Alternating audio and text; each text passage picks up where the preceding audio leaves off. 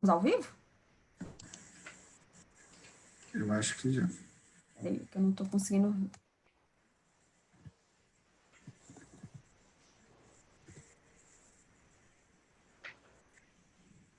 Ainda não está aparecendo para mim. Para mim também não. Ele demora um pouco para Uhum. carregar.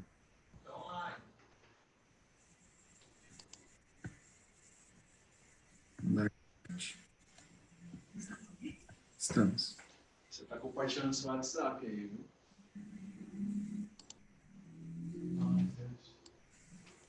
Está exposto? Para mim ainda não apareceu.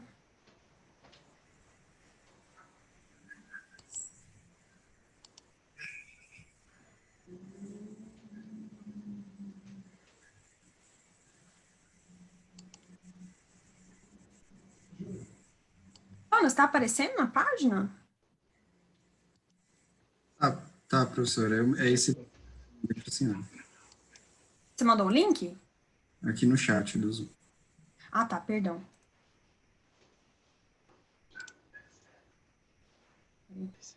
Você se importa de colocar esse link lá no grupo, por favor? A imagem do Brasil, né, repercutiu no mundo todo, a gente sabe que alguma coisa tem que ser feita com urgência, mas...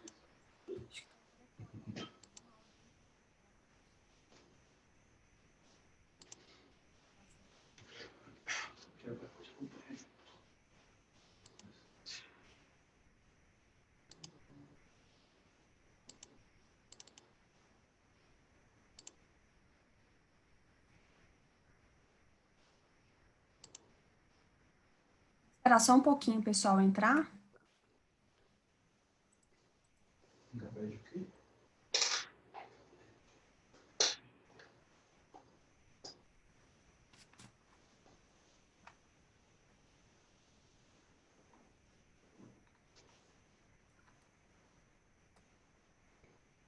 Ô, Kel, seu slide está... Você está vendo os slides aí? Sim, sim, tô vendo.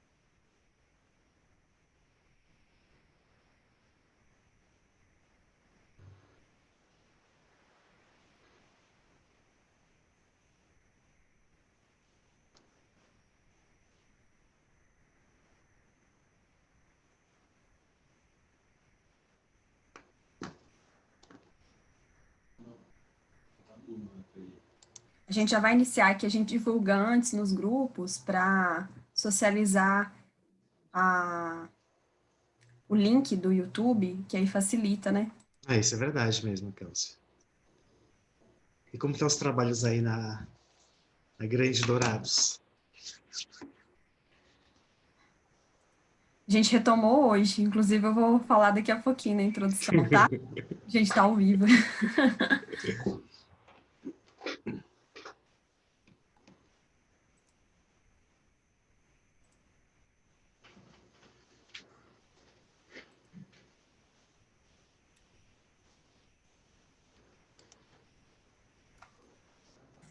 Professora, já temos quase 20 já. Se a senhora Vamos iniciar. Uhum. Boa tarde a todos e todas, aliás, boa noite a todos e todas, né? Nesse finalzinho de tarde, início de noite. Nós vamos dar continuidade, então, ao webinar do PPG Edu, Aulas Remotas e a Pesquisa em Educação. É um evento totalmente online, promovido pelo Programa de Pós-Graduação em Educação da UFGD, com o apoio da coordenação do curso de Pedagogia e do Centro Acadêmico Paulo Freire, também do curso de Pedagogia. O evento, ele marca também a retomada das atividades pedagógicas no âmbito da instituição. Hoje a gente inicia o regime acadêmico emergencial, né? Já iniciamos, aliás, desde o período matutino, e a atividade desse momento vai ser destinada não só para os alunos de pós-graduação, mas também os de graduação. E aí nós teremos aqui a apresentação da temática Produção Científica na área de educação, dicas de editor para autores. E eu estou muito feliz, né, porque eu vou compartilhar desse momento com um amigo querido, que eu conheço já há um tempo, e reconheço o mérito que ele tem para trabalhar esse tema, tem aí um acúmulo não só no que refere-se à produção acadêmica, mas também um acúmulo profissional no trabalho enquanto editor. É o meu colega José Anderson Santos Cruz. Vou falar brevemente o currículo dele, né? Até brinquei antes de iniciar a nossa live e falei, Anderson, você não tem um currículo menorzinho? Porque a gente precisa ser breve na introdução. Mas o José Anderson Santos Cruz, ele é doutorando pela Universidade Estadual Paulista, na Faculdade de Ciências e Letras. Ele desenvolve pesquisa no contexto de gestão e políticas editoriais, indexações de periódicos e acesso aberto. Ele é docente e orientador da pós-graduação na Faculdade Anhanguera de Bauru, tutor da Universidade Federal de São Paulo e editor adjunto de executivos de periódicos de várias áreas da educação, inclusive muitos periódicos da Faculdade de Ciências e Letras, da Unesp. É o Anderson que é responsável aí por toda essa parte de editoração, essa parte mais técnica, que às vezes os autores e autoras não têm muito conhecimento de como dar essa dinâmica, e aí a gente é sempre surpreendido com essas mudanças editoriais, normativas, e aí hoje o José Anderson vai estar aqui conosco para socializar um pouco desse universo que cada vez mais tem sido exigido, não só na pós-graduação, mas também na graduação. E aí a nossa metodologia de trabalho vai se dar da seguinte forma: nós iremos destinar um período de 30 a 40 minutos para o professor José Anderson fazer a sua explanação, e na sequência a gente vai abrir para os questionamentos que serão registrados no chat do YouTube. Então, vocês registrem os questionamentos, nós vamos estar aqui anotando, e depois a gente faz um ou dois blocos de questões para que o José Anderson possa esclarecer aí as eventuais dúvidas. E aí eu vou passar a palavra para ele agora, e sinta-se à vontade para iniciar, tá? Professora Kélcia e amiga, né, grande amiga, Ah. Estamos trabalhando já há bastante tempo. Primeiramente, quero dar boa noite a todos e agradecer o convite de poder estar com vocês aí, embora numa live, mas nós estamos juntos aqui e vamos buscar trabalhar um pouco mais sobre essas questões da publicação científica em periódicos da área de educação, né? Então, o que é esse trabalho, né? Falar sobre publicações na área de educação hoje exige certos cuidados, principalmente pela necessidade de melhorarmos a nossa qualidade de publicações científicas, ou seja, de artigos científicos em periódicos da área de educação, né? Para nós termos uma ideia, né, essa pesquisa que foi entregue agora em fevereiro de 2020 pela Forte e fez esse ranqueamento de publicações. Então, no mundo inteiro, houve mais de 2 milhões de artigos publicados. O Brasil ficou em 14º lugar, com 73 mil artigos publicados. O que isso impacta, né? Impacta na nossa visibilidade, tanto nacional quanto internacional, e principalmente como que está a nossa qualidade de artigos científicos com essa demanda, com todas essas questões que envolvem os bastidores até o seu artigo estar publicado em alguma das nossas revistas ou outras revistas da área de educação. Então, hoje nós vamos abordar um pouco, né, porque não dá para falar muita coisa em 40 minutos, 30 minutos, mas vou deixar algumas dicas muito importantes para que os nossos autores na área de educação possam tirar alguma coisa para que se possa produzir um artigo de qualidade e ter uma agilidade mais nesse processo da publicação, né? Primeiramente, o que é um artigo científico? O artigo ele é uma disseminação do conhecimento de uma pesquisa, ela pode ser uma pesquisa em andamento, pode ser o final de uma pesquisa, então tudo isso faz parte para englobar a sua publicação científica.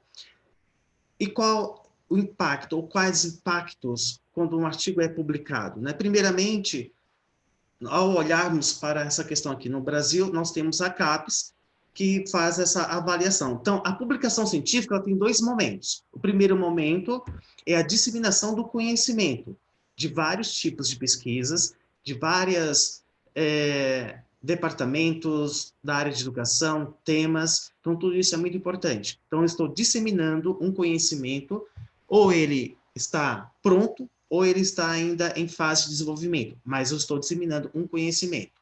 De outro lado, eu tenho a avaliação dos programas de pós-graduação, né? Então, o artigo, ele tem essas duas etapas que faz com que o seu trabalho seja avaliado. Então, aqui eu trago uma tabela da CAPES, que foi uma publicação de 2019, que o colegiado já resolveu essa questão. Hoje, nós temos os extratos A e B, e nesses extratos nós temos 4 tipos em cada. Então, o artigo científico ou a revista científica, ela é avaliada, na verdade, principalmente o periódico, nos extratos. Então, se você tem um artigo científico publicado numa revista A1, ele vale 100 pontos. Então, isso impacta diretamente na produção do professor do programa de pós-graduação em educação. O artigo publicado numa revista B4 vale 10 pontos. Então, essa correria pela disseminação do conhecimento, e principalmente para que o professor tenha o seu artigo avaliado, um bom produto, ou os melhores produtos avaliados, ele se entrega nessa questão dessa tabela de pontuação para que seja avaliado o seu artigo. A partir disso, eu apresento algumas revistas que eu trabalho, tá? Eu sou editor adjunto executivo. Nós temos a revista Ibero-Americana, hoje ela é uma Qualis A2, e com isso nós publicamos só nela de 140 a 160 artigos por ano, né? A revista Política e Gestão, ela é uma Qualis A4, hoje publicamos entre 70 a 120 artigos, mas para ter esse número de publicações, já passaram por nós 3 vezes mais artigos do que esse número publicado. Então, para chegar a essa publicação, o artigo já foi pré-avaliado, avaliado, foi dado o parecer. Então, tudo isso faz parte de um processo editorial dos periódicos científicos. O que nós decidimos da seguinte forma: são os bastidores da política e gestão editorial que a maioria dos autores desconhecem. Por quê? Alguns perguntam assim, mas quando que o meu artigo vai ser publicado? Tem todo um processo por trás quando você submete um artigo para um periódico científico. Nós temos as revistas Temas de Educação e Saúde, a Doxa, a revista Sem Aspas, e, consequentemente, a revista Entre Línguas e a Doxa também, né, que faz parte dos departamentos da Unesp de Araraquara, né? O mais importante para as nossas revistas são as nossas bases que nós estamos indexados, tá? Cada indexação, ela produz impacto no seu trabalho, porque o seu artigo ele não é só publicizado no periódico. Quando ele é aceito e ele vai para a publicação oficial, todos os seus metadados, o resumo, o título, o nome do autor, e às vezes a maioria também é o texto completo, ele vai para essas bases. Hoje nós temos 3 revistas que nós estamos indexados na Web of Science, e isso gera um impacto muito grande, tá, para o artigo, e trabalhamos muito essas questões. Então, quando o seu artigo é publicado, primeiramente, nós submetemos todas essas informações para essas bases. E são essas bases que faz as internacionalizações, a comunicação científica pelo mundo inteiro, por vários países, vários programas de pós-graduação, enfim. Então, todas essas questões faz parte do nosso trabalho de editor e do trabalho da equipe editorial, porque não somente eu trabalho, existe uma equipe por trás que faz com que o seu trabalho possa ser visualizado, avaliado e realmente trabalhado todas essas questões, né? Então, quando você vai submeter o seu artigo científico para um periódico, primeiramente, o meu artigo está dentro do escopo da revista? o meu artigo cumpre as exigências que o periódico fez essa questão das normas, das diretrizes, ela participa das diretrizes editoriais. Então, eu, como autor, eu tenho que analisar essas questões antes de submeter o meu artigo. Por quê? Se eu submeto o meu artigo para uma revista que não está no foco e no escopo da revista, automaticamente o seu artigo já é rejeitado. Então, com isso, há uma demanda de rejeições de artigos, você nem sequer é pré-avaliado, porque você já não está no escopo. Então, todas as questões, eu como autor, eu tenho que prestar atenção e tomar vários cuidados. Aqui eu trago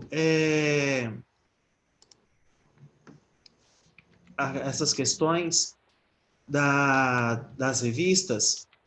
Então, por exemplo, aqui eu tenho uma revista ibero-americana. Então, quando eu vou submeter um artigo, né, eu tenho que estar observando todas essas questões de como vai estar verificando isso, né?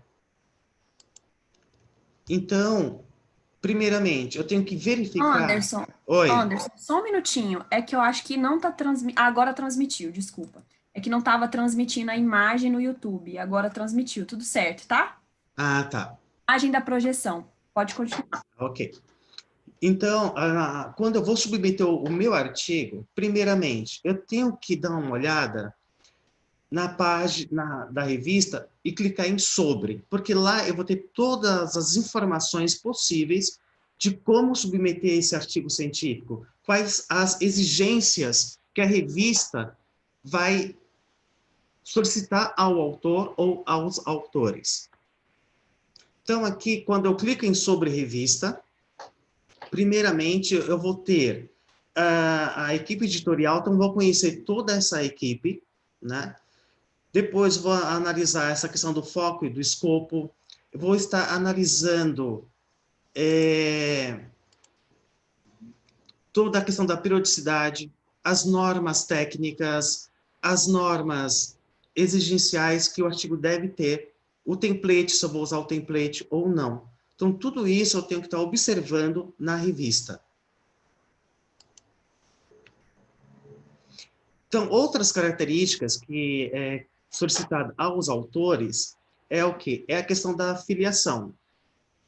A questão do ORCID ou ORCID, né? Alguns chamam de ORCID ou ORCID, que é um registro do autor que nós chamamos de um RG único. Porque hoje todas as revistas da área de educação obrigatoriamente têm que exigir o ORCID de cada autor, para que se possa identificar isso na parte de altimetria, bibliometria, e faz parte de uma questão que nós chamamos de interoperabilidade, que é a comunicação dos dados dos autores para com as bases indexadoras, né? Algumas revistas exigem que seja no máximo 3 autores, pode ser até que alguma revista aceite com 5 ou 6 autores, mas você tem que ter essa demanda e justificar o porquê tem 4, 5 autores. Então, a tendência é diminuir essa quantidade de autoria, porque isso impacta na visibilidade, na indexação do artigo nas bases indexadoras, né? Então, eu tenho que cumprir essas exigências, tanto, por exemplo, resumo, tem revistas e periódicos que exigem que seja no máximo 150 palavras, 250 palavras, ou 10 linhas, ou 15 linhas. Então, tudo isso faz parte de um foco do escopo e das diretrizes editoriais, que os autores devem seguir à risca para que o seu artigo possa ser avaliado de forma clara, rápida. Então, quanto mais informações o seu artigo trazer, ou seja, as informações de autoria, que esteja no template, que esteja nos metadados, o seu artigo já tem 50% mais chance de ser pré-avaliado do que quando se falta alguma informação como essa. E tem outras questões que nós trabalhamos, que são as questões das boas práticas. O que são essas boas práticas? É o comportamento do autor para com a revista e o comportamento da revista para com o autor. Então, todas essas questões eu tenho que ponderar também. Transparência. Como que está a transparência do periódico para os autores? Todas essas informações estão nas normas e diretrizes para os autores? Isso são boas práticas da revista para o autor. Qual é a segurança que a revista dá para o autor quando se publica um artigo ou quando se está avaliando o artigo? Porque já existem casos que avaliadores, por exemplo, quando vai dar um parecer de um artigo científico, copiou o artigo de um outro autor que estava sendo avaliado. Só que tudo isso, nós temos uma preocupação com o Código de Ética Internacional. Então, tudo isso como faz parte do papel do editor. Então, o editor tem que estar observando todas essas questões frente à sua equipe editorial para que cada vez mais o periódico tenha qualidade e, principalmente, uma comunicação transparente com seus autores, né? Qual é a visibilidade do seu artigo? Como que a revista vai promover a visibilidade do seu artigo? Como que se dá essa sustentabilidade no meio acadêmico, no meio da ciência moderna, no meio da interoperabilidade, da divulgação científica com as bases? Então, todas essas questões, nós, autores, temos que se preocupar. E também o editor. Nós, como editores, nos preocupamos muito com isso. Porque quando o autor submete o seu texto para a nossa revista, nós temos que tomar muito cuidado com a avaliação, com a comunicação direta com os autores, com os dados dos autores, porque isso faz parte de uma comunicação científica. Depois disso, nós temos todo um processo editorial. Esse processo editorial, tá? Ele é de via dupla. Editor, equipe editorial e o centro, que é o autor. Então, todas essas questões vão desenvolver o quê? A melhor forma de melhorar o artigo, de conduzir o artigo até a fase final da publicação, caso o artigo seja aceito, né? Então, primeiro, eu tenho que planejar todo esse fluxo editorial, como que vai se dar a edição, como que eu vou publicar essa edição, quanto tempo vai demorar para ser publicado o seu artigo. Em média, hoje as revistas demoram em torno de 90 dias, 120 dias, para se dar um parecer efetivo. Ou seja, o seu artigo foi aceito. Quando é só aceito, quer dizer que o seu artigo foi aceito com nenhum tipo de ressalva. Às vezes, o artigo ele pode ser aceito com revisões requeridas. Então, isso se devolve para o autor tem que fazer essas revisões, devolver para a revista faz uma nova reavaliação do artigo para ver se cumpriu todas as exigências, né? Então, quando o seu artigo trabalha com a questão da publicação, nós editores vamos trabalhar o quê? A questão de estratégias de divulgação do seu texto, a questão de alimentar todos os metadados nas bases indexadoras, analisar essas métricas, como que o seu artigo está sendo visto, quantos downloads o seu artigo já foi realizado, quantas citações o seu artigo já teve. Então, tudo isso faz parte de um papel editorial. Então, nós, editores, fazemos todo esse trabalho. Mas o autor tem um papel muito importante. É de submeter o seu texto da maneira mais completa possível. Se há dúvidas, manda um e-mail para a revista, que a equipe editorial ou o editor vai estar respondendo, dando a melhor forma possível para colaborar com o autor. Outro ponto que nós temos que tomar muito cuidado, tanto a revista para com o autor para com a revista e o autor com a sua publicação, são as condutas éticas, né? Nesses últimos 3 anos eu tenho dado vários minicursos e a primeira pergunta é: eu submeti um artigo para um congresso, ele foi publicado nos anais, eu posso publicar ou submeter para uma revista? Não, porque o seu artigo ele já não é mais inédito e nem original, né? Só que alguns autores, eles pegam esse mesmo artigo, começam a remodelar, o que nós chamamos de coxa de retalhos ou ciência salame. Eu começo a colar e copiar pequenos parágrafos do mesmo artigo em outros artigos próprios, só que eu não faço a citação correta. Aí eu vou denominar como autoplágio. E todos os nossos artigos, por exemplo, em nossas revistas, que eu sou editor, nós passamos o detector antiplágio ou similaridade. Então, vamos identificar e localizar onde o seu artigo foi publicado ou não, caso tenha essas questões. Então, para nós, nós editores, nós temos que nos preocupar muito com o código de ética, tanto nacional quanto internacional. todas essas diretrizes que nos são cobradas. Então, tudo isso é posto para nós. Então, o nosso trabalho de editor é muito além do que só receber um artigo científico na plataforma. E quais são os cuidados que pertencem a essas questões de condutas éticas do autor? Primeiramente, citar corretamente tudo que foi usado no texto. A maioria dos autores inserem alguns trechos ou de documentos, decretos, livros, outros artigos, e faltam a citação correta, ou o número de página, ou inclusive o próprio crédito do autor que escreveu aquele artigo. Isso gera-se a má conduta, e essa má conduta pode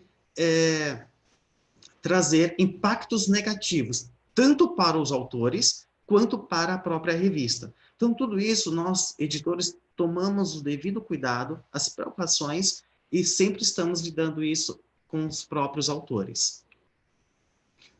Outra coisa que é muito importante, que é uma outra situação, quando se tem artigos científicos que estão com entrevistas, principalmente com crianças e adolescentes, mas também com a maioria dos seres humanos, vamos dizer assim, eu tenho que ter o aval do Comitê de Ética. Por quê? A maioria das revistas hoje estão buscando ter esse código de ética na publicação. Eu tenho que ter o número do protocolo ou o número do processo do Comitê de Ética, porque algumas bases indexadoras nos cobram essas informações. Então, se eu faço alguma entrevista com seres humanos, ou eu estou fazendo um relato de experiência de uma sala de aula, por exemplo, olha, tem 15 crianças, as crianças participam, eu tenho que ter o código de ética liberado para a minha pesquisa em artigo científico para publicação. Então, analisem se o periódico exige sim ou não esse processo, esse número do processo do Comitê de Ética, e inserir no artigo científico. Outra questão é a manipulação de dados. Nós temos observado que a maioria, uma parte de autores, na verdade, manipula os seus dados. Tá? Isso em todas as áreas da ciência pode ocorrer. Então, essa manipulação de dados, hoje, nós temos como conseguir verificar.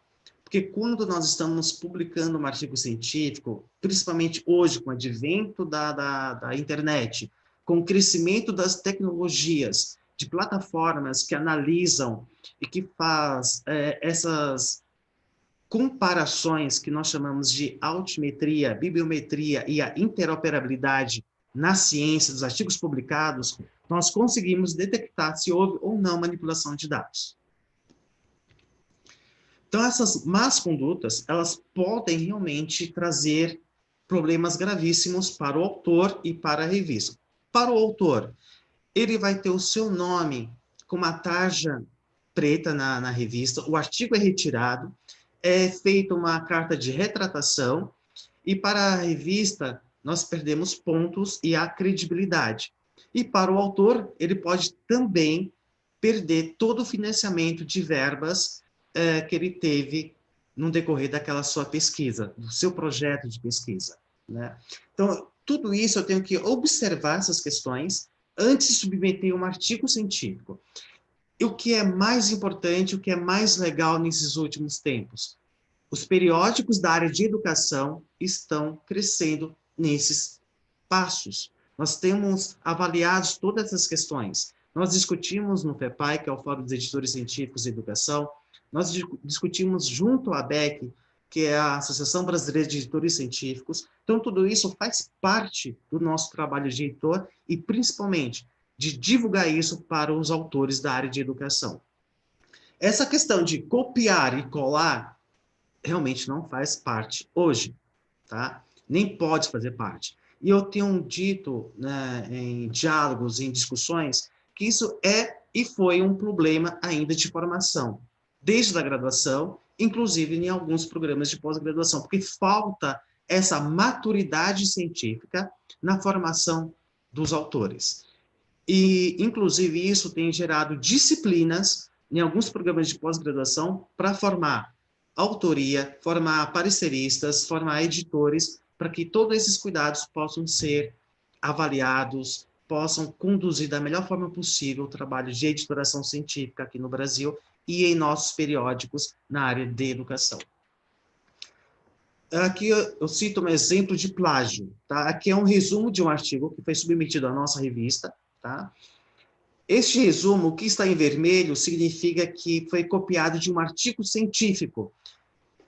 Foi detectado isso no plágio, tá? No programa de plágio. Então, essa similaridade com esse texto, automaticamente o artigo é rejeitado e fazemos uma comunicação para os autores. Olha, o seu artigo apresentou uma similaridade acima de 50%, 60%, 10%. Dependendo da revista, não pode ter nenhuma porcentagem de similaridade. Outras aceitam até 3%, outras aceitam 10%. Mas tudo isso é avaliado, é analisado a partir do relatório do programa antiplágio. Segurança para o autor, segurança para a revista, segurança para o editor. Tá? Então, isso aqui é recorrente na maioria de publicações que nós recebemos. Tá? Então, as submissões de 400, 500 artigos por ano que nós recebemos, nós temos uma média de 10% que acontece isso. Tá? O problema é, onde está esse problema, na verdade? Então, eu volto a repetir, é um problema de formação. Nós precisamos formar os nossos autores, os nossos pesquisadores, a partir de disciplinas que possam ter oficinas práticas, como recentemente nós tivemos aqui na Unesp nos últimos 2 anos, e esse ano nós tivemos uma específica sobre essas questões de editoração científica, buscando o quê? Formar os nossos discentes, nossos alunos da graduação de Pedagogia, de Ciências Sociais, do programa de pós-graduação em Ciências Sociais e Educação Escolar, justamente para tomar esses cuidados. Isso é muito importante para que nós, professores, possamos tomar muito cuidado. O que é o plágio? Ele é a cópia de um outro texto, de uma outra autoria que eu não citei. O autoplágio, eu vou copiar meu próprio texto, insiro em um outro artigo, só que eu não citei. Muitos também têm essa prática. É uma cultura, na verdade, que nós temos, mas aos poucos está sendo retirada do nosso meio. Por quê? Essa questão de retalhos, ou a ciência salame, que nós vamos colocando um pedacinho de um artigo, um pedacinho do outro artigo. Então, nesse momento, é o que acontece o autoplágio.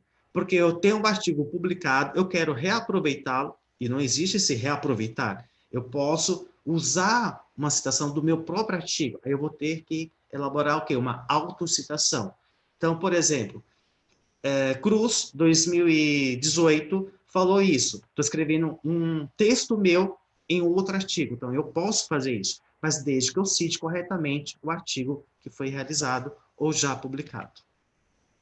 Qual é o cenário atual das publicações científicas e que os periódicos da área de educação está já nesse processo, nessa atualidade? Primeiro, é os pré-prints. São plataformas, e a própria Cielo lançou essa plataforma, que eu deposito o meu artigo lá antes de submeter a um periódico científico.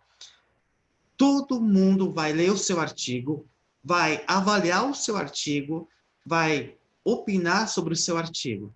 Então, a partir dessas avaliações, opiniões, eu posso melhorar o meu artigo. E depois disso, eu posso submeter isso. Só que aí eu tenho um outro agravante, que é a discussão também. Até que ponto as revistas vão começar realmente a utilizar esses artigos que já estão numa plataforma pré-print? Então, é uma outra discussão. Avaliação de ciência aberta. Estamos caminhando também, ainda são poucos periódicos da área de educação que dá o parecer do artigo aberto, ou seja, o autor conhece quem são os pareceristas e os pareceristas sabem quem é o autor. E tudo isso de forma clara no periódico científico. Então, vai o nome do autor e o nome do parecerista no artigo científico. Então, tudo isso faz parte do movimento atual.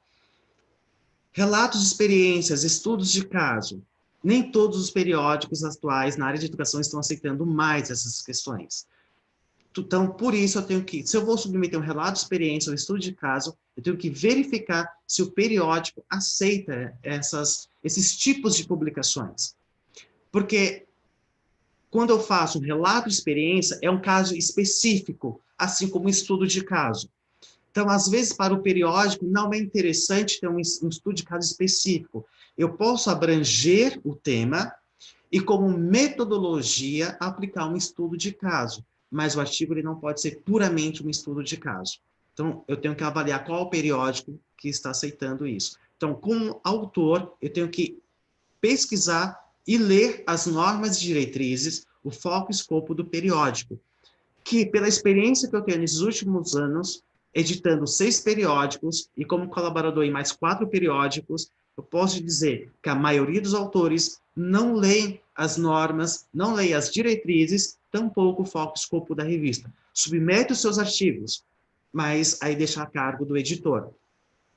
Nós, editores, trabalhamos arduamente, tá?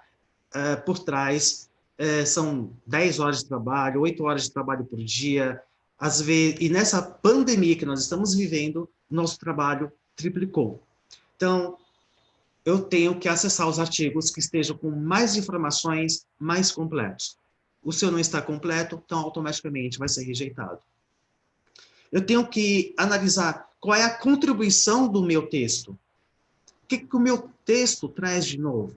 Né? Eu posso falar do mesmo tema que já está sendo discutido, já foi discutido, mas o que o meu texto, o meu artigo vai trazer de novo para o conhecimento, para a sociedade, para a comunidade científica, para os professores, para a comunidade acadêmica em geral. Então, eu tenho que ter essa preocupação como autor. Outra questão é a originalidade do artigo, ou seja, o meu artigo é original? Ou seja, ele não está publicado, eu não publiquei, eu não apresentei. Então, tudo isso faz parte da responsabilidade do autor verificar todas essas questões. Aí tem outro problema, e, na verdade, está se caminhando para isso. Nós somos periódicos de acesso aberto. O que significa acesso aberto? Não se paga para publicar, não se paga para submeter o seu artigo. Mas alguns periódicos, principalmente na área da saúde, das ciências agrárias, eles já cobram o processamento do artigo científico. Então, eu tenho que tomar muito cuidado também. O meu periódico que eu vou submeter meu artigo, ele está cobrando a submissão, ele está cobrando o APC, que é a taxa de processamento do artigo, né? Aqui eu trago alguns exemplos, por exemplo, a interface, ela cobra de 700 a 800 reais o processamento do artigo sem a tradução. A ciência agrícola, ela cobra 116 reais até 6 páginas por página, tá? Se tiver mais de 6 páginas, ela passa a custar 174 por página o seu artigo. A Nature, hoje o custo para publicar um artigo nela, isso sem contar o valor de submissão, de avaliação, é de $4.800. E alguns outros periódicos podem cobrar de 800 a 5 mil reais. Isso difere de periódicos predatórios, tá? Periódicos predatórios, eles buscam autores que já têm artigos publicados em anais de congressos ou até outras publicações em periódicos, falam assim, olha, seu artigo foi selecionado, eu tenho que tomar muito cuidado com isso. A revista séria, com responsabilidade mesmo, ela não vai fazer isso. Ela tem lá nas normas diretrizes que as custas de tradução, que as custas de processamento é por conta do autor.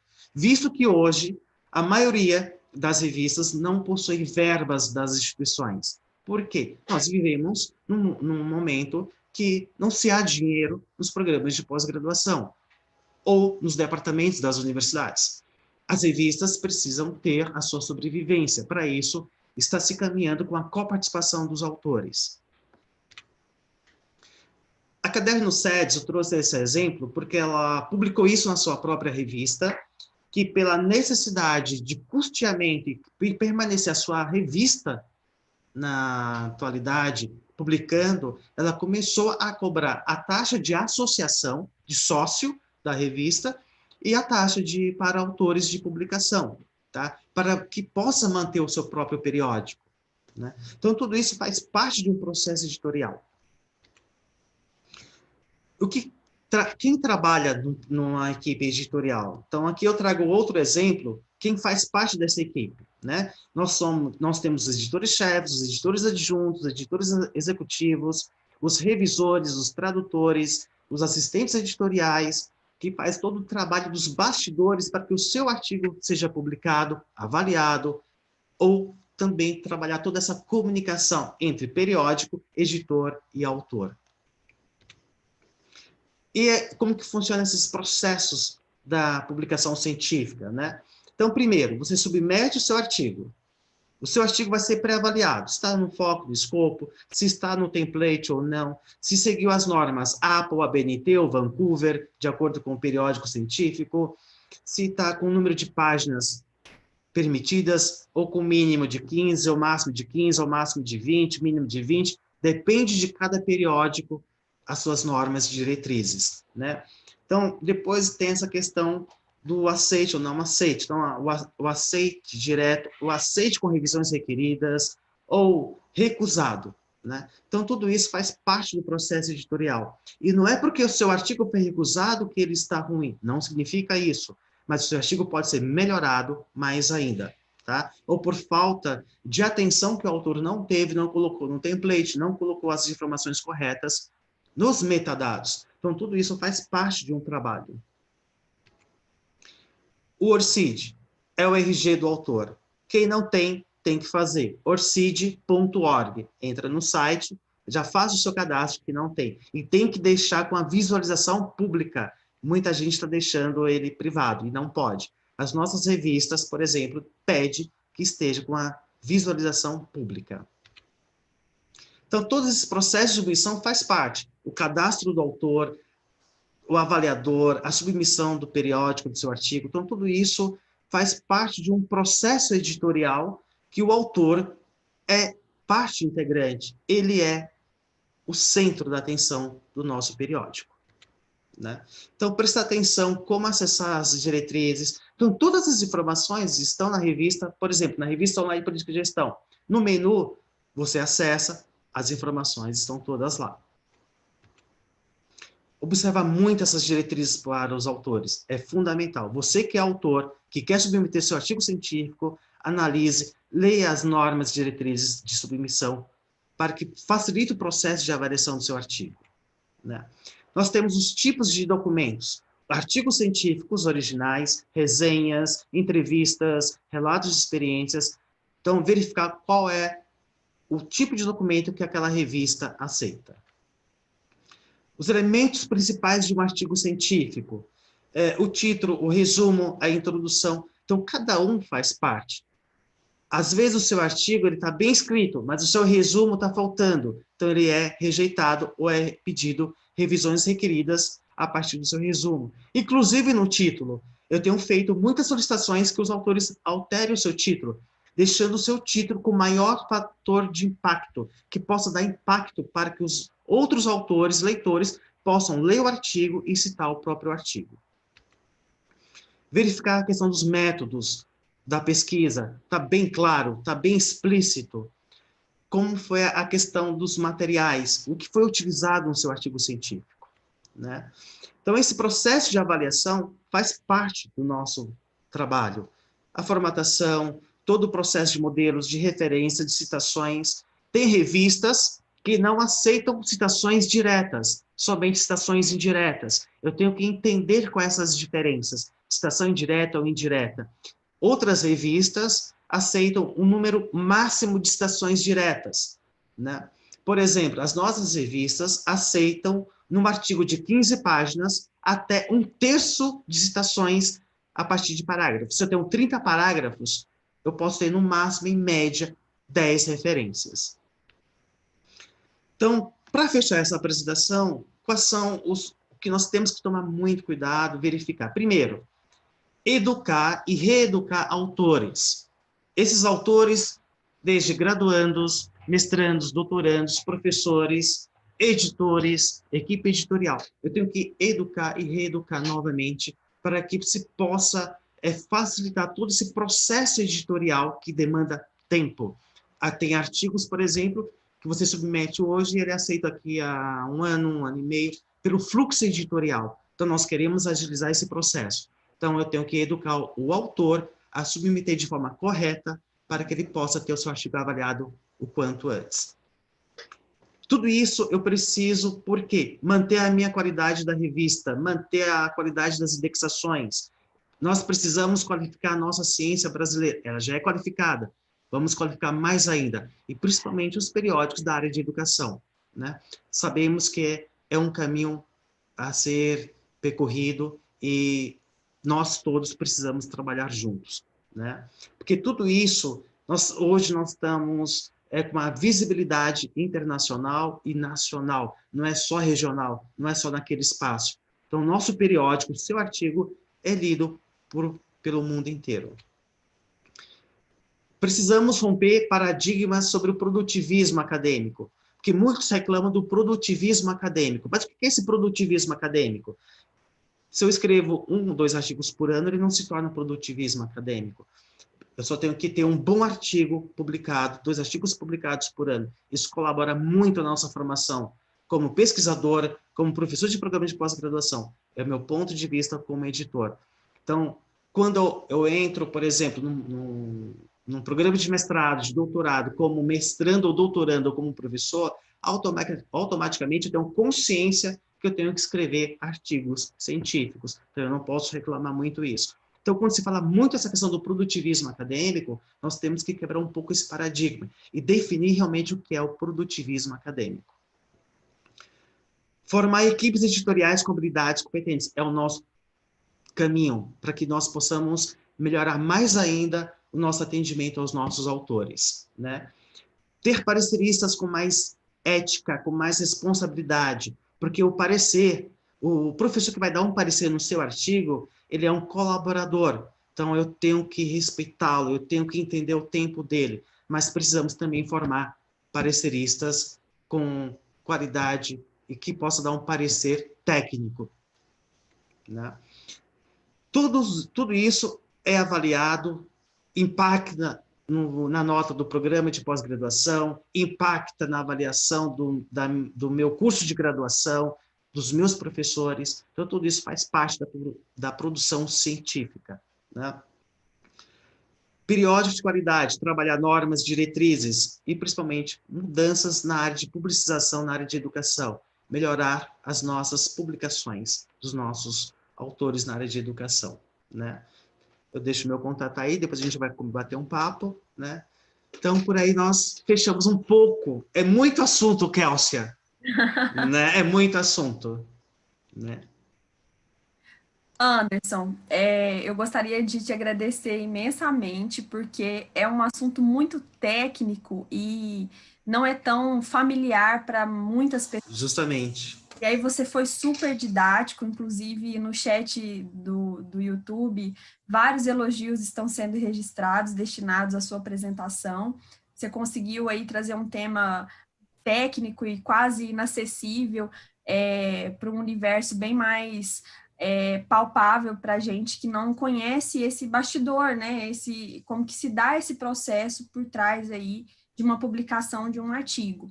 E, além disso, outras questões que você esclareceu com bastante propriedade e que contribuiu muito para os esclarecimentos necessários para a publicação de artigos, né? Qualquer pesquisador ou pesquisadora tende a focar na socialização da produção do seu conhecimento, e os periódicos são espaços cada vez mais necessários para essa socialização, uma vez que tem mais critérios, tem a questão do Qualis, que é atribuído pela CAPES, e nessa linha de esclarecimentos, né, algumas dúvidas já foram aqui mencionadas, e eu gostaria de fazer um primeiro bloco de questões com 3 perguntas.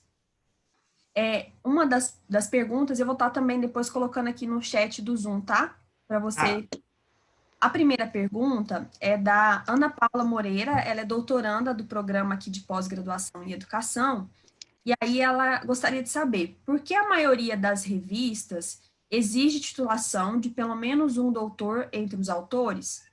Titulação esta está relacionada à qualidade na produção do texto e aceitação para publicação?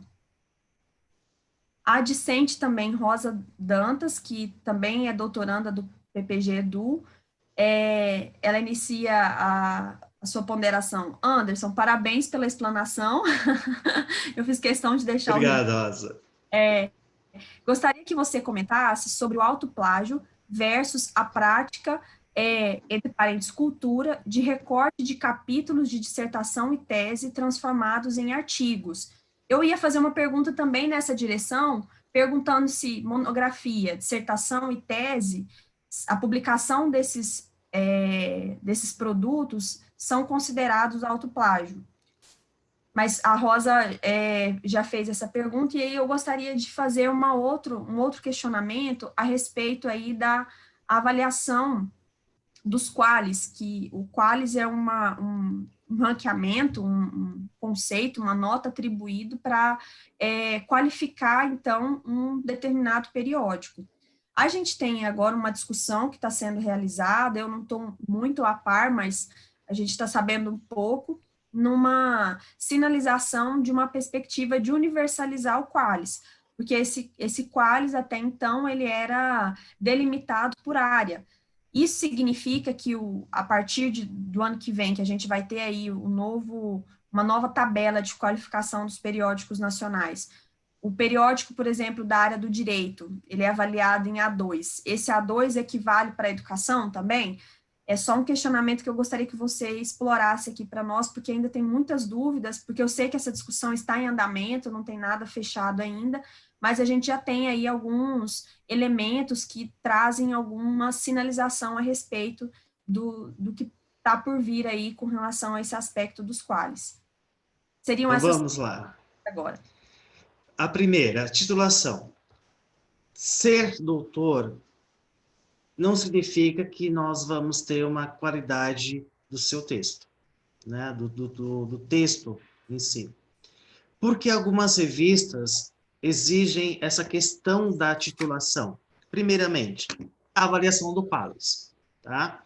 Eu tenho periódicos científicos que não se preocupam com o qualis. Outros periódicos se preocupam com essa questão da revista ser avaliada e ter um bom qualis. E porque nós exigimos, por exemplo, a revista Ibero-Americana, a Política de Gestão, nós temos essa exigência. Primeiro, se eu, como orientando, submeto um artigo para uma revista e eu não coloco o meu orientador, eu estou prejudicando também o meu próprio programa que eu estou inserido. Tá? Então, essa exigência foi justamente para combater essa prática. E nas nossas revistas, por exemplo, já teve uma situação que um orientando submeteu o artigo, só que o orientador não sabia, né? E o orientador descobriu e pediu para retirar o seu artigo, né? Isso tem aproximadamente 4 anos, né? Hoje, se acontecesse isso, eu tinha que abrir uma carta de retratação, tá? Então, a titulação, na verdade, é para garantir também que orientando e orientador tenham a publicação, tenham a pontuação no seu programa também. E para dizer, olha, eu estou acompanhado com meu professor orientador, com um professor doutor, então tudo isso faz parte de um trabalho de avaliação do periódico científico. Tá? Então, eu tenho que pesquisar qual é o periódico que só aceita só doutor. Porque eu tenho periódicos, por exemplo, que só aceita só doutor. Você não pode ser nem doutorando. Tá? Então, isso é uma prática para que nós possamos qualificar mais ainda o nosso periódico e também ter uma produção mais diferenciada. Então, nós escolhemos isso para ter umas publicações diferenciadas, porque nós articulamos nosso conhecimento científico de forma internacional. Ela não é local, ela é internacional. Tá? Eu tenho um periódico, por exemplo, não que eu trabalho, mas eu conheço um, que ela não tem o interesse do qualis, e ela só é lida naquela região, principalmente com os professores da educação básica. Tá? Então, esse é o papel do periódico. O periódico decidiu isso. no seu foco, no seu escopo, nessa questão de avaliação. Então, nós estamos o quê? Numa concorrência.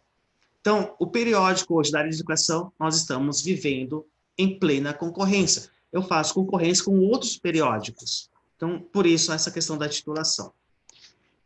Na segunda pergunta, sobre autoplágio, quando se trata de teses, dissertações ou de monografias de graduação, isso é avaliado de uma outra forma, tá? O que o autor tem que deixar bem claro é que o seu artigo parte de uma dissertação de mestrado, que parte de uma tese de doutorado, que parte de um trabalho de conclusão de curso. Então, a partir dessas informações e nota de rodapé no trabalho, nós, quando passarmos no detector de plágio, vamos verificar essa similaridade. Se faz parte de uma dissertação, de uma tese, eu tenho que também ter essa autocitação. Olha, eu como... Vamos dar um exemplo, o meu nome, né? José dos Santos Cruz. Então, Santos Cruz descreveu isso, isso, isso. Então, eu tenho que ter essa autocitação. Mas, quando se trata de dissertação e tese, é um outro olhar, tá? Isso pode ser feito, sim. Então, tudo isso eu tenho que estar observando também no momento que eu estou escrevendo o artigo científico. Então, pode mandar o trabalho tranquilamente. Avaliação Qualis. Realmente, Kelssia, já está formalizado.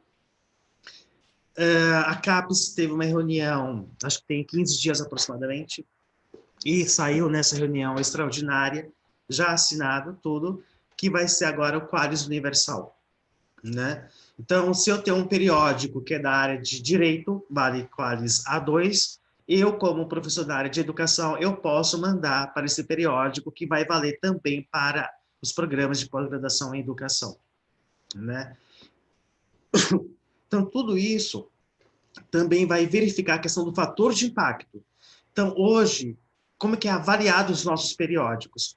Qualis e fator de impacto. Tanto o fator de impacto da Web of Science, da EASY, e também do índice H do Google, o H5 e o H10. Então, quantos artigos eu tenho com mais de 10 citações? Quantos artigos foram citados nos últimos 2 anos?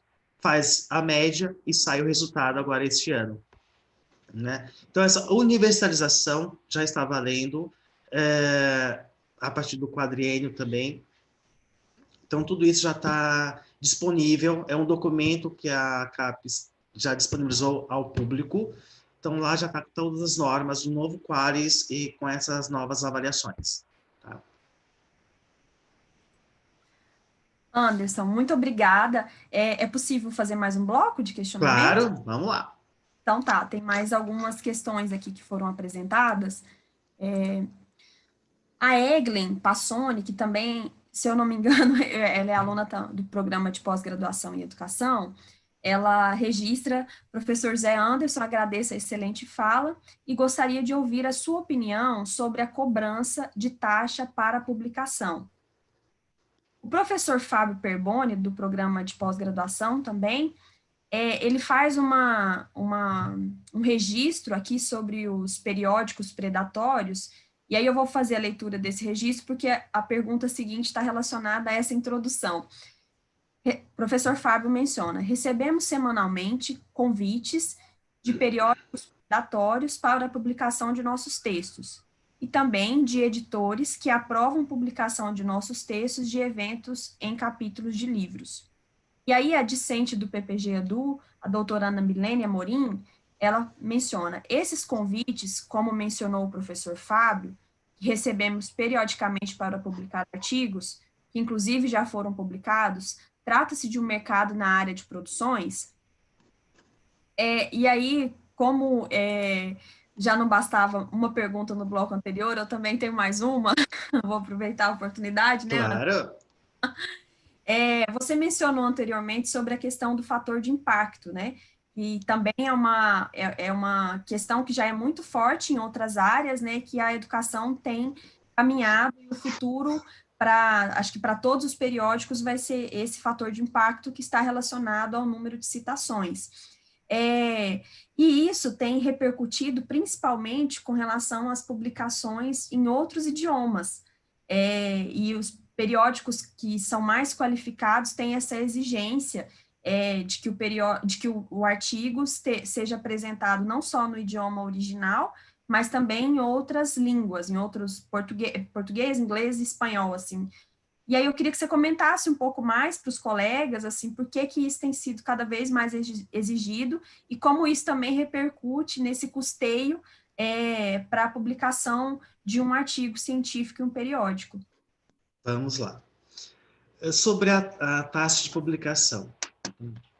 Se o periódico ele for qualificado, o corpo editorial do periódico é conhecido, parte de uma instituição, aí eu tenho que observar o seguinte: acesso aberto, só que eu faço o seguinte: nossos periódicos de acesso aberto, que o Brasil é o maior, é o país que tem mais periódicos de acesso aberto do mundo, tá?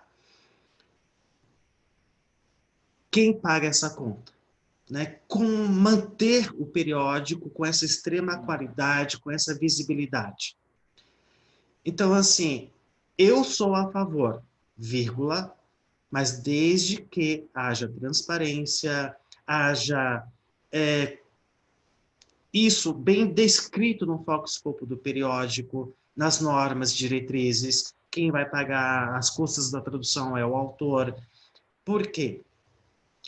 Às vezes, como eu faço parte de uma rede de editores, eu tenho observado alguns periódicos que está lá. Taxa de publicação, R$380, R$400, R$500.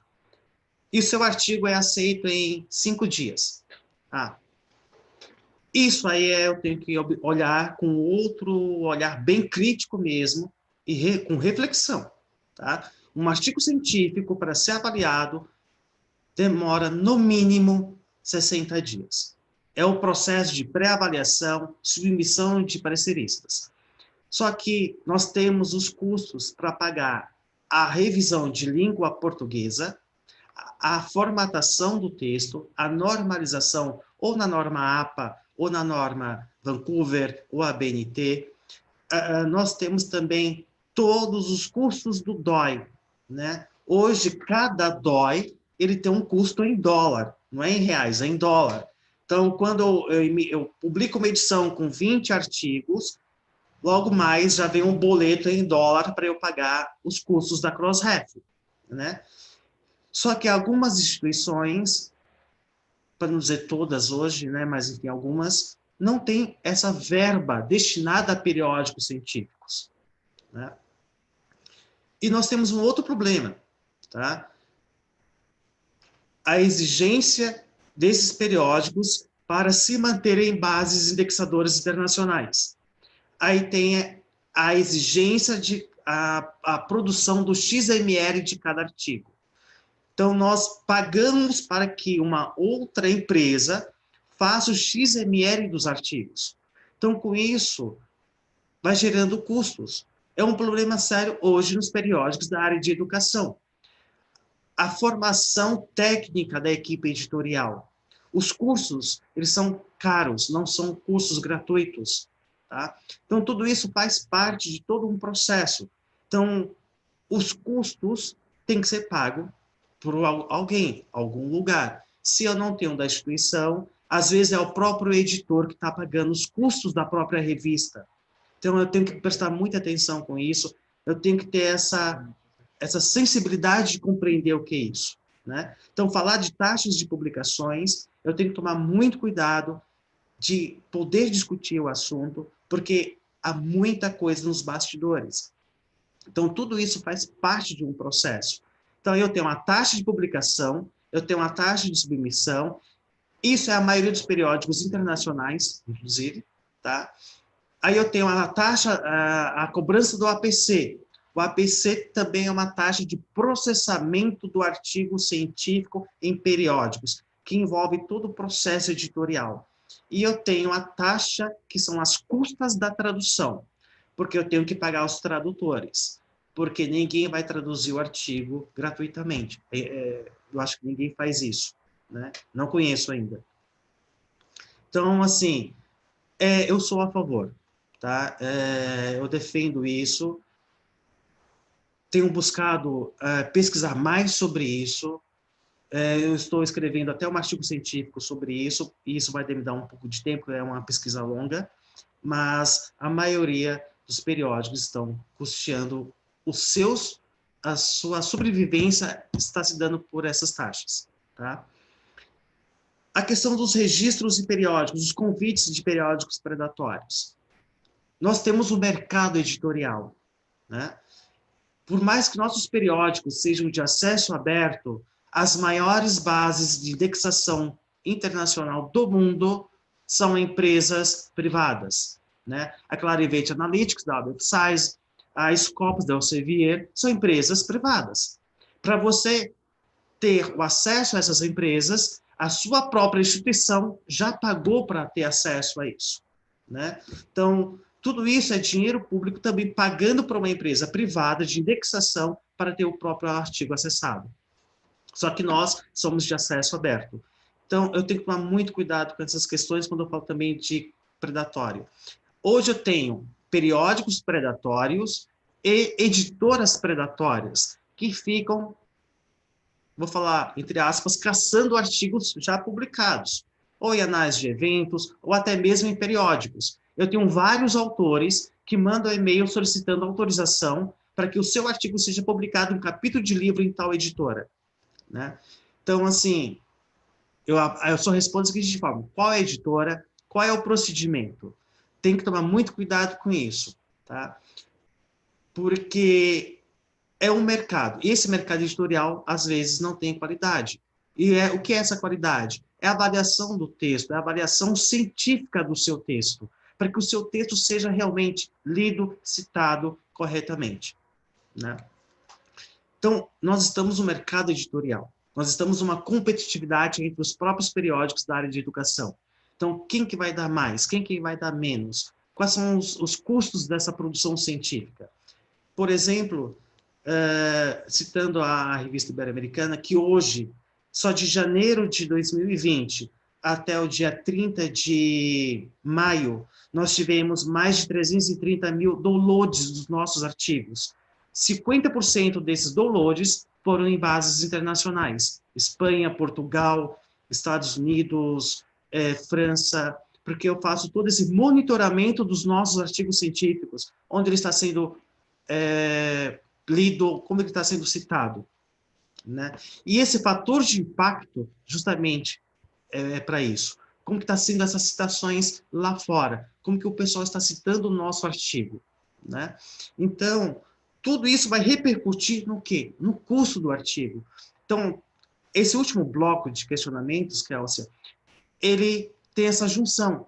Eu tenho os custos do periódico, os cuidados com essas questões predatórias, o mercado editorial e o fator de impacto. Para que eu possa ter fatores de impacto, eu tenho que ter uma produção bilíngue ou trilíngue, inglês ou espanhol ou as duas línguas. E tem periódicos que estão trabalhando inglês, francês, então depende muito qual é o fator de impacto que você deseja para o seu periódico. Então, você tem um periódico, como a Revista Ibero-Americana, que hoje ela é lida, ela é acessada em mais de 30 países, e isso é monitorado, inclusive está na página da revista, quando você clica lá no mapinha, você clica, vai aparecer todas as cidades dos Estados Unidos, da Espanha, de Portugal ou do Brasil, em que os nossos artigos estão sendo lidos, acessados e realizados downloads, né? E nos últimos meses, também de janeiro a maio, nós já tivemos um crescimento médio aí de mais de 30% de citações em artigos, tanto aqui no Brasil quanto lá fora, que também nós monitoramos todas as questões. Então, por isso, tudo isso faz parte do processo editorial, e tudo isso há um custo. E esse custo, infelizmente, hoje tem sido custeado por nós, pesquisadores, por nós, autores, né?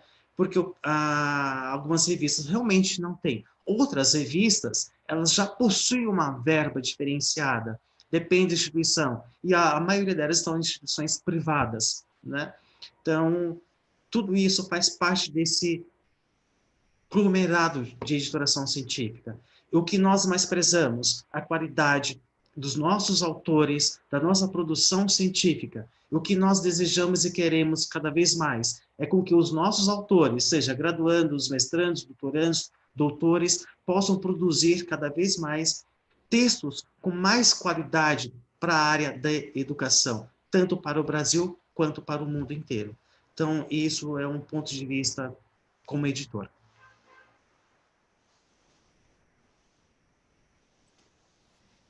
Anderson, eu gostaria imensamente de te agradecer em nome do Programa de Pós-Graduação em Educação, em nome da coordenação do curso de Pedagogia, do Centro Acadêmico Paulo Freire. Inclusive, depois quero fazer um registro especial para os nossos alunos do Centro Acadêmico, que têm nos ajudado muito nessas atividades online, né, que a gente está tendo que aprender meio que da noite para o dia, assim, diante desse contexto apocalíptico imposto pela pandemia.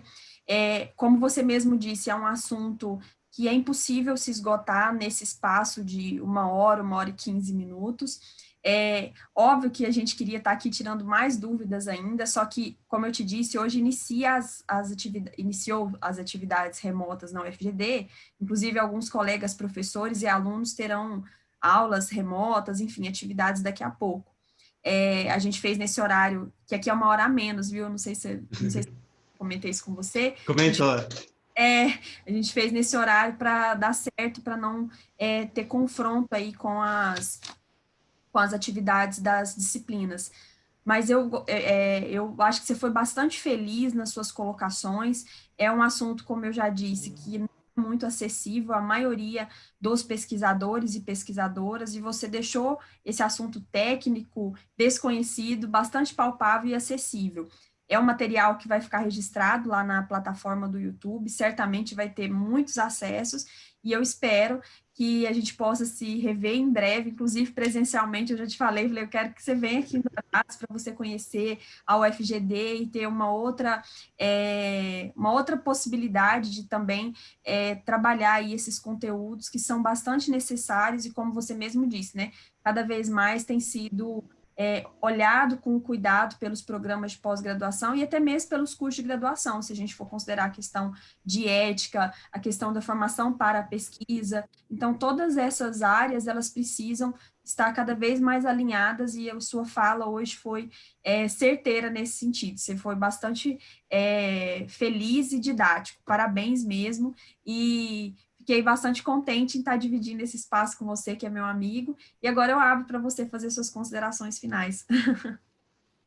Kelssia, é um prazer imenso estar com você e com o pessoal do Programa de Pós-Graduação em Educação da Universidade da Grande Dourados. Também quero agradecer toda a equipe que está por trás, nos ajudando aqui a fazer essa live. Isso é muito importante, porque sem eles nós não estaríamos aqui também. Então, tudo isso faz parte do quê? De um conjunto de trabalho. Nós não somos sozinhos. É igual a equipe editorial. Eu, como editor adjunto executivo, não trabalho sozinho. Eu tenho uma equipe de quase 10 pessoas hoje trabalhando, com mais de 180, 200 artigos agora para produzir até dezembro, né? Então, também eu sou muito grato à minha equipe editorial, aos meus professores que me deram essa oportunidade de descobrir esse caminho da editoração científica. É muito abrangente, é uma discussão que realmente exige mais tempo mesmo, porque cada tópico, como nós podemos observar, é uma aula. Não tem como resumir tudo isso rapidamente. Então, assim, eu fico à disposição, podem enviar e-mails, conforme o meu tempo, vou respondendo com o maior prazer. Então, muito obrigado, Kelso, obrigado a Gisele, obrigado a todos que estão nos assistindo, muito obrigado pela presença de vocês, por dar essa honra de estar comigo, com a Kelso, com todos nós aqui. Então, muito obrigado. Kelso, eu quero ir para Grande Dourados, tá? Ô, Anderson, deixa eu só lembrar os nossos alunos, alunas, o público em geral que está assistindo, já está divulgado no chat a lista de frequência, né? Depois também nós iremos enviar o seu certificado.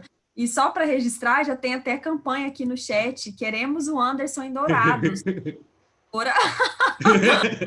Eu também endosso essa campanha, viu, gente? Já faz tempo, e eu espero mesmo que em breve que a gente passe por esse momento difícil aí, mas em breve a gente possa aí restabelecer as atividades presenciais, que certamente vai ter uma outra dinâmica e você vai poder contribuir cada vez mais, né?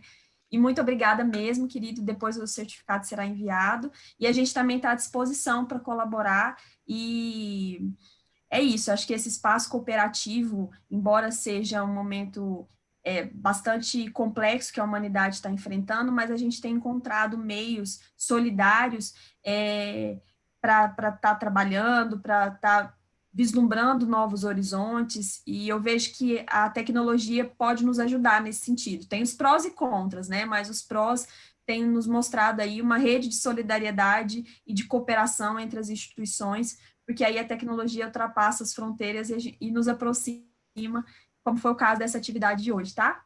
Muito, muito obrigada. Até a próxima, Kelson. Um grande abraço a todos. Tchau, Beijo. tchau. Beijo. Tchau.